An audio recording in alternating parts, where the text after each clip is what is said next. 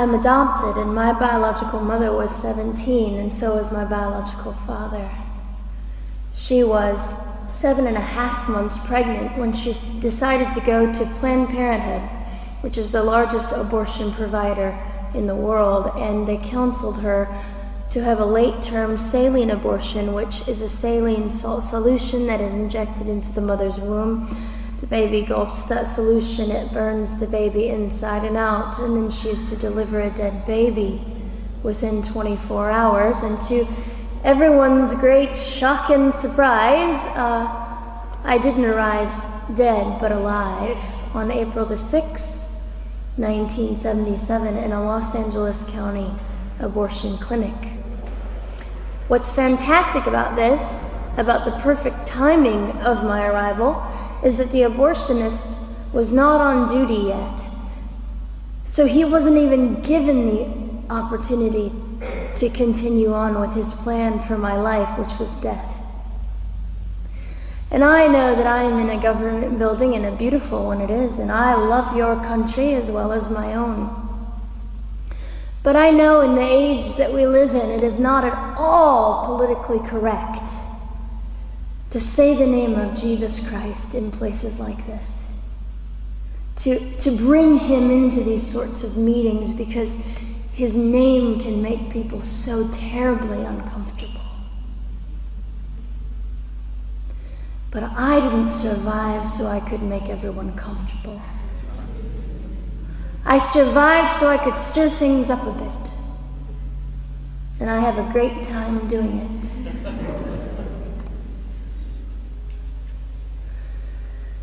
And so I was delivered alive, as I've already said, after 18 hours. I should be blind, I should be burned, I should be dead. And yet I'm not.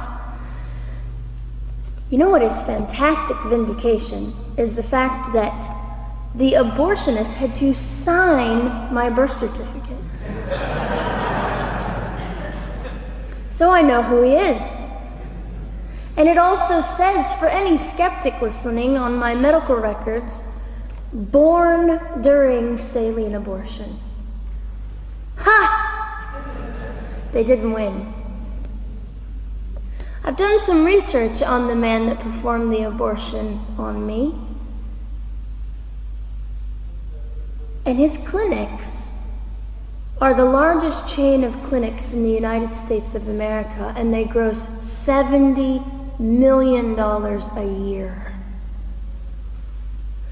I read a quote from him at some point several years ago, and he said, "I have aborted over 1 million babies, and I consider it my passion."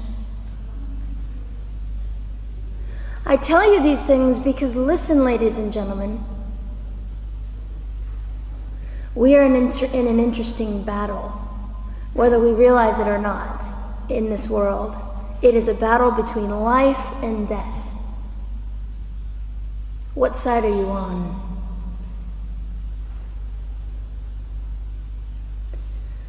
So a nurse called an ambulance and had me transferred to a hospital, which is absolutely miraculous. Generally, the practice at the time, and up until 2002, was, in my country, was to end the life of an abortion survivor by strangulation, suffocation, leaving the baby there to die, or throwing the baby away.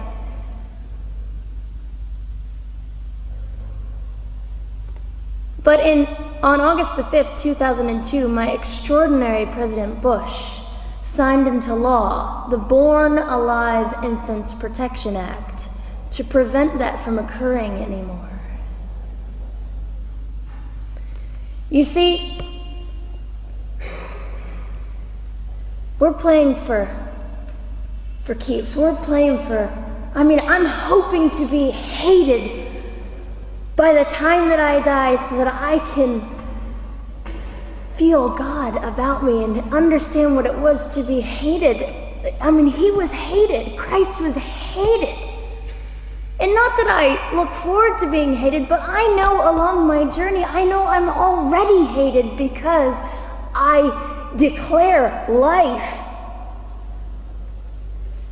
I say, you didn't get me. The silent Holocaust didn't win over me. And my mission, ladies and gentlemen, among many things, is this: to infuse humanity into a debate that we have just compartmentalized and set on a shelf and said it is an issue. We have removed our emotions. We are becoming harder. Do you really want that? How much are you willing to take, and how much are you willing to risk to speak the truth in love and graciousness and stand up and at least be willing to be hated? Or at the end of the day, is it all about you or me? And so, after that, I was placed in an emergency foster care home where they decided they didn't like me very well, and as I'm fond of saying, I don't know how you could not adore me right from the start. What is wrong with these people? But they didn't. You see, I've been hated since conception by so many, and loved by so many more, but most especially by God. I'm his girl. You don't mess with God's girl. I got a sign on my forehead that says, you better be nice to me because my Father runs the world. So after I was placed in the mean home, I was taken out of the mean home and placed into another home, a beautiful home, Penny's home. And she said by this time I was 17 months old, 32 pounds of dead weight, and diagnosed with what I consider to be the gift of cerebral palsy, which was caused directly by the lack of oxygen to my brain while I was trying to survive. Now, I am just compelled to say this. If abortion is merely about women's rights, ladies and gentlemen, then what were mine?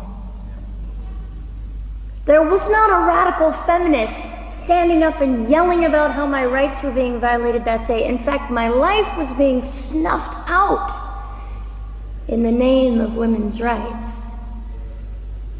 And ladies and gentlemen, I would not have cerebral palsy had I not survived all of this. So when I hear the appalling, disgusting argument that we should have abortions because the child just might be disabled, oh, the horror that fills my heart. Ladies and gentlemen, there are things that you will only be able to learn by the weakest among us. And when you snuff them out, you are the one that loses. The Lord looks after them, but you are the one that will suffer forever. And what arrogance, what absolute arrogance, and it has been an argument for so long in this human place that we live, that the stronger should dominate the weaker, should determine who lives or dies. The arrogance of that, don't you realize that you cannot make your own heart beat? Don't you realize that all the power that you think you possess, you really possess none of it? It is the mercy of God that sustains you, even when you hate him.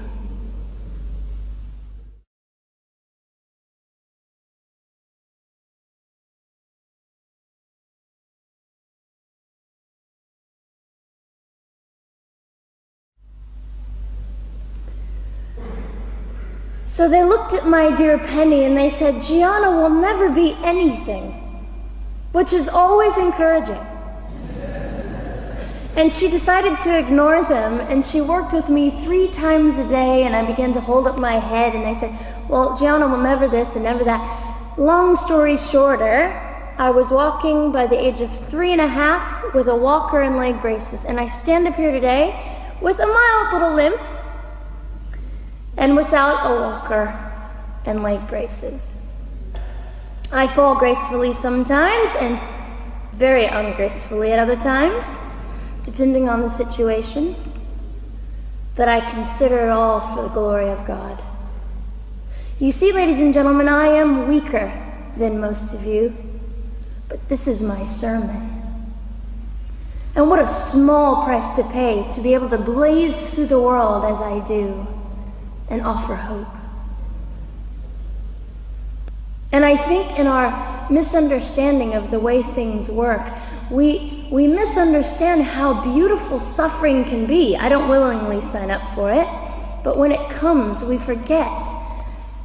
We forget that God is in control and God has a way of making the most miserable thing beautiful.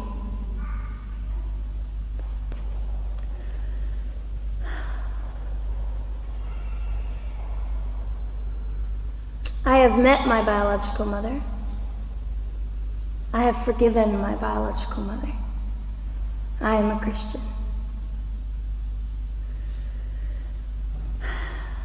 She's a very broken woman. She came to an event I was having 2 years ago, showed up unannounced, and said, "Hello, I'm your mother." And it was a very difficult day. And yet, while I was enduring all of this, you'll probably think I'm silly, but I was sitting there and I was thinking, I don't belong to you. I belong to Christ. I'm his girl, and I'm a princess. So no matter what you say, in all your anger and brokenness and rage, it's not mine to keep. It's not mine to carry, and I won't. I was saying all this inside. So ladies and gentlemen, you have an opportunity.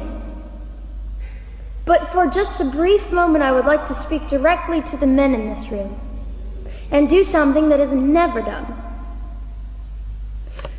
Men, you are made for greatness. You are made to stand up and be men.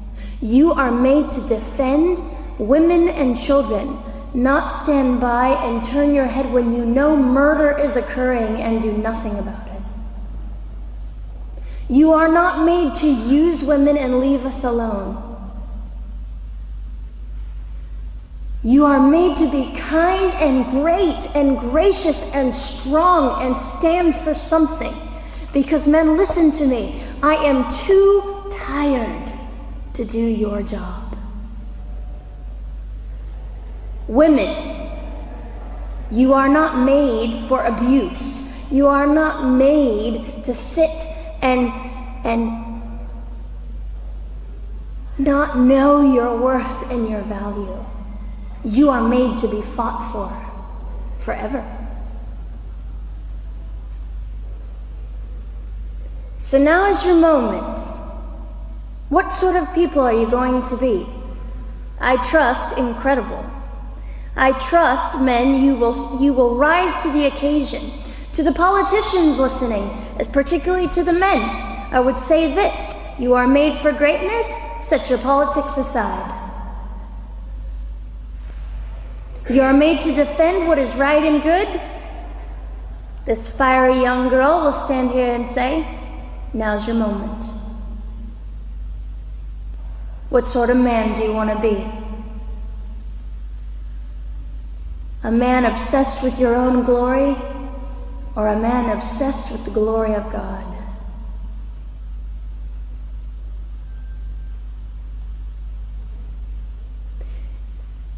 It's time to take a stand, Victoria.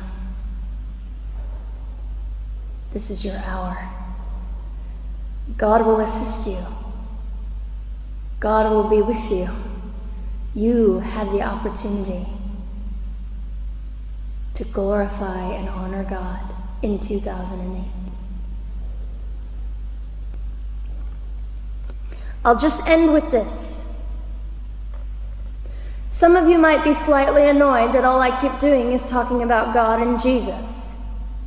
But how on earth can I walk about limping through this world and not give all my heart and mind and soul and strength to the Christ who gave me life. So if you think I'm a fool, it's just another jewel in my crown. My whole intent in living here is to make God smile. I hope some of this made sense. It just came from my heart. God bless and keep you.